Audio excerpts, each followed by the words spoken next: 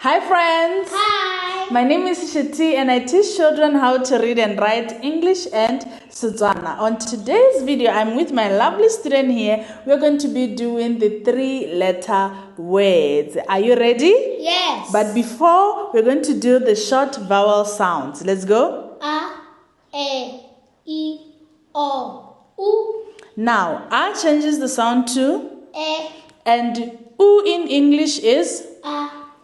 I, O, A. So for the purpose of this video, we are only going to be using 3 CVC words. Are you ready to read? Yes. Let's go.